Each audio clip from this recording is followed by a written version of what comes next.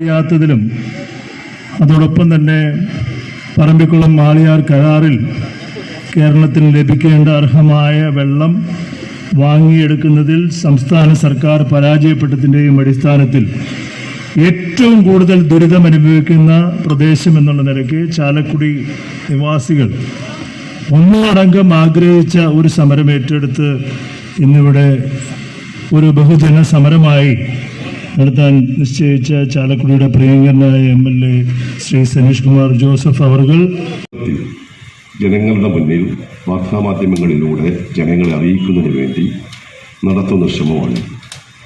ഇതിപ്പോൾ ഈ വർഷം പുഴയിൽ വെള്ളം കുറഞ്ഞതുകൊണ്ട് മാത്രം അതിന് പരിഹാരം കാണുക എന്നാണ് ഉദ്ദേശിക്കുന്നത്. നമ്മുടെ ചാലക്കുടി പുഴയിൽ കാലാകാലങ്ങളായി വെള്ളത്തിൻ്റെ കുറവ് ചാലക്കുടി പുഴയുമായി ബന്ധപ്പെട്ട് നിൽക്കുന്ന പ്രശ്നങ്ങളിലേക്ക് ജനങ്ങളെ ശ്രദ്ധ തിരിക്കുക എന്നതാണ്. അതിന് എന്തിനാണ് ഇത്തരത്തിലുള്ള ഉപവാസം എന്ന് ചോദിച്ചാൽ, ഈ ഉപവാസത്തിലൂടെ നദീതട കരാറുകൾക്കുള്ള ഒരു പുനഃപരിശോധന വേണം എന്നതാണ് എൻ്റെ അഭിപ്രായം. ഞാൻ ആമുഖത്തിൽ തന്നെ പറയുന്നു, നമ്മുടെ നാട്ടിൽ പല നദികളിലും വെള്ളം കുറയുന്നതും കേരളത്തെ സംബന്ധിച്ചിടത്തോളം ഇന്ന് ജലക്ഷാമമുണ്ടാകുന്നതിൻ്റെയും കാരണം നദീജല പദ്ധതികളും ആ നദീതട പദ്ധതികളിൽ നേരത്തെ ഉണ്ടാക്കിയ ചില കരാറുകൾ മൂലം കേരളം അനുഭവിക്കുന്ന ബുദ്ധിമുട്ടുകളാണ്. ഇത്തരമൊരു ഗൗരവതരമായ ഒരു വിഷയം, ഈ കുടിവെള്ള പ്രശ്നത്തിന് ശാശ്വതമായ പരിഹാരമുണ്ടാക്കുന്നതിന് വേണ്ടിയിട്ടുള്ള നിരന്തരമായി നമ്മൾ നടത്താൻ പോകുന്ന സമര പരമ്പരകളുടെ തുടക്കമാണ് ഇന്നിവിടെ നടത്തുന്ന ഈ ഉപവാസ സമരം. ആ ഉപവാസ സമരത്തിന് മുൻകൈയെടുത്ത MLA ഞാൻ പ്രത്യേകമായി അഭിനന്ദിക്കുകയാണ്. ഇവിടെ സർക്കാർ നിസ്സംഗരായി നിൽക്കുകയാണ്. നമുക്കറിയാം, 1958 ഉണ്ടാക്കിയ തമിഴ്നാടും കേരളവുമായി ഉണ്ടാക്കിയ കരാറാണ് PAP കരാർ, പറമ്പിക്കുളം ആളിയാർ പ്രോജക്റ്റ്. 1958 EMS മന്ത്രിസഭയുടെ കാലത്ത് ഈ കരാർ ഉണ്ടാക്കുമ്പോൾ തന്നെ അന്ന് കോൺഗ്രസ് ശ്രീ പനമ്പള്ളി ഗോവിന്ദമേനോൻ്റെ നേതൃത്വത്തിൽ അതിനെ ശക്തിയായി എതിർത്തി. ചാലക്കുടി പുഴ ഉൾപ്പെടെയുള്ള നമ്മുടെ പ്രദേശത്തെ ജലസംവിധാനത്തെക്കുറിച്ച് ഏറ്റവും മനോഹരമായി പഠിച്ചിട്ടുള്ള നേതാവായിരുന്നു ചാലക്കുടിക്കാരനായ ശ്രീ പനമ്പള്ളി ഗോവിന്ദമേനോൻ. ഞാൻ അദ്ദേഹം 70കളുടെ തുടക്കത്തിൽ കേരളത്തിൽ നിന്നും കൊച്ചിയിൽ നിന്നും പ്രസിദ്ധീകരിച്ചിരുന്ന ഒരു ഇംഗ്ലീഷ് വീക്കിലിയിൽ അദ്ദേഹം എഴുതിയ വളരെ പ്രധാനപ്പെട്ടൊരു ലേഖനം 90കളുടെ തുടക്കത്തിൽ വായിച്ചത് ഞാൻ ഇപ്പോഴും ഓർക്കുകയാണ്. അത്ര ആധികാരികമായിട്ടാണ് ശ്രീ പനമ്പള്ളി ഗോവിന്ദമേനോൻ ചാലക്കുടി പുഴയെക്കുറിച്ചും ഈ പറമ്പിക്കുളം ആളിയാർ പദ്ധതിയെക്കുറിച്ചും മുല്ലപ്പെരിയാർ പദ്ധതിയെക്കുറിച്ചും എല്ലാം വിശദമായി പഠിച്ച് ലേഖനം എഴുതി. അദ്ദേഹം 58ലും ഉപകരാറുണ്ടായ 69, 70ലും അദ്ദേഹം എടുത്ത ശക്തമായ നിലപാട് ഇത് കേരളത്തിൻ്റെ താല്പര്യങ്ങളെ ഹനിക്കുന്നതാണ്. പക്ഷെ അദ്ദേഹത്തിൻ്റെ വിമത ശബ്ദം, അദ്ദേഹത്തിൻ്റെ എതിർ ശബ്ദം അന്ന് പരിഗണിക്കപ്പെട്ടില്ല എന്നതാണ് ഇന്നും നമ്മൾ നേരിടുന്ന ഏറ്റവും വലിയ പ്രതിസന്ധിയുടെ കാരണം.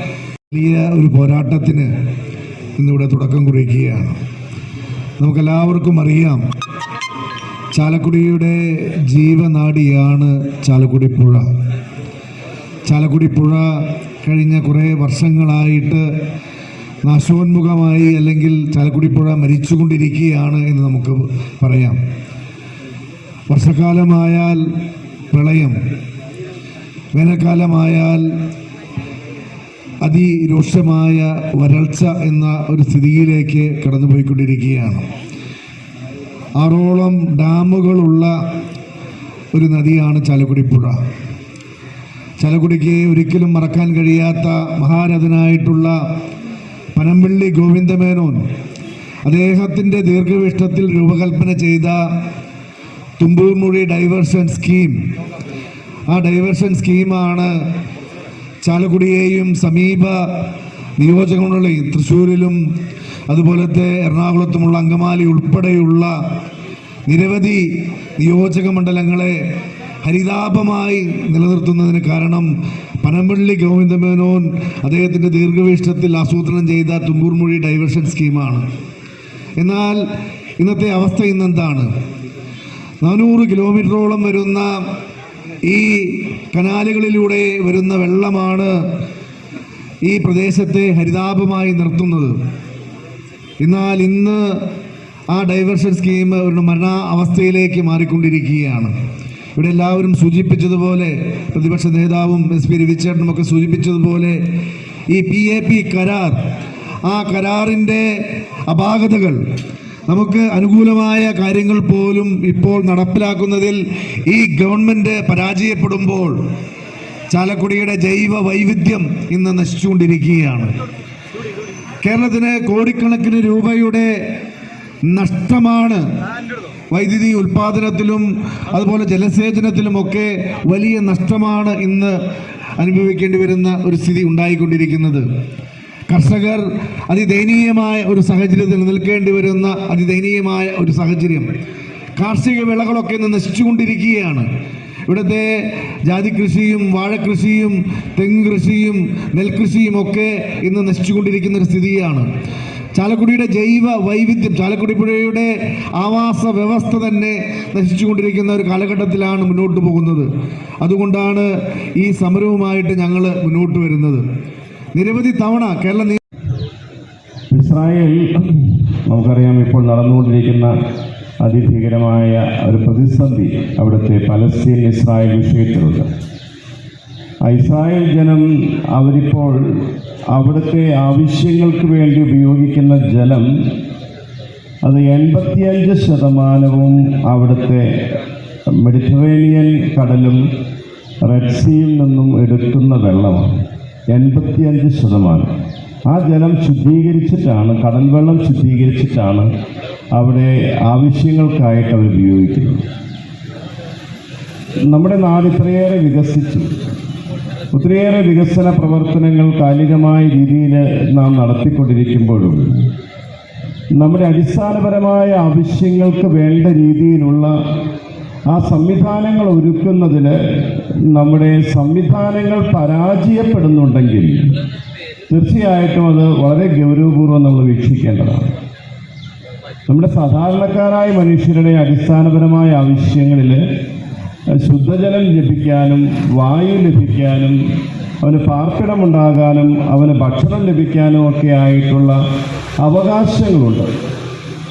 ഇത് സംരക്ഷിക്കേണ്ടത് ആരുടെ കടമയാണ്?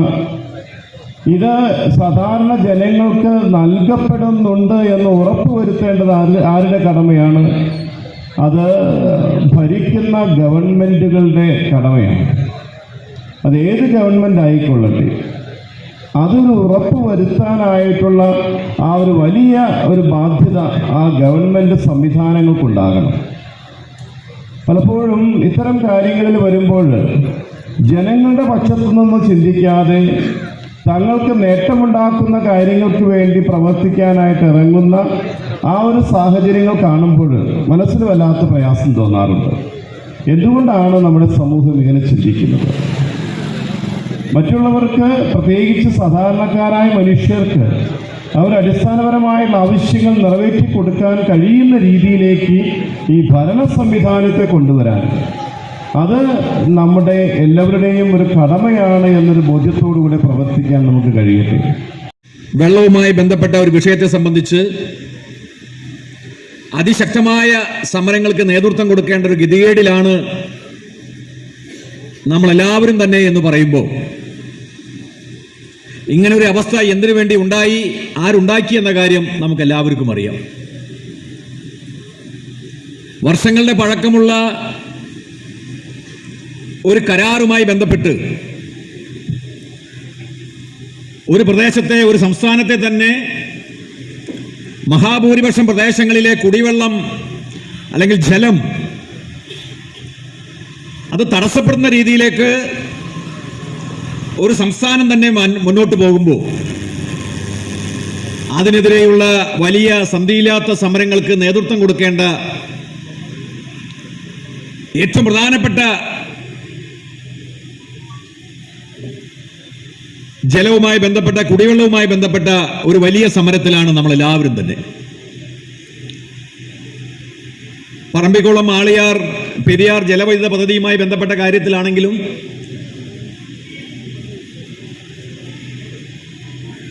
തമിഴ്നാട് സർക്കാരിന്റെ കൈവശമുണ്ട് എന്ന് ധിക്കാരപൂർവ്വം അവർ ഇപ്പോൾ പറയുന്ന ഈ കരാറിന്റെ മറവിലാണെങ്കിൽ പോലും നമുക്ക് ലഭിക്കേണ്ട അവകാശങ്ങളെ, അല്ലെങ്കിൽ നമുക്ക് ലഭിക്കേണ്ട ഈ പ്രോജക്റ്റ് പോലും ഇല്ലായ്മ ചെയ്യുന്ന രീതിയിലേക്ക് കാര്യങ്ങൾ മാറുമ്പോൾ അതിശക്തമായ പ്രക്ഷോഭത്തിലൂടെ മാത്രമേ നമുക്ക് ഇത് നേടിയെടുക്കാൻ സാധിക്കുകയുള്ളൂ എന്ന കാര്യം നമ്മളിവിടെ തിരിച്ചറിയുക. ഒരു MLA തന്നെ ഇത്തരമൊരു സമരത്തിന് നേതൃത്വം കൊടുക്കേണ്ടി വന്നു എന്ന് പറയുന്നത് സംസ്ഥാന സർക്കാരിനെ സംബന്ധിച്ച് ഈ കാര്യത്തിൽ അവർ ഇടപെടുന്ന കാര്യങ്ങളിലൊക്കെ തന്നെ വലിയ വീഴ്ചയുണ്ട് എന്നതിന്റെ പ്രകടമായ അടയാളമാണ്.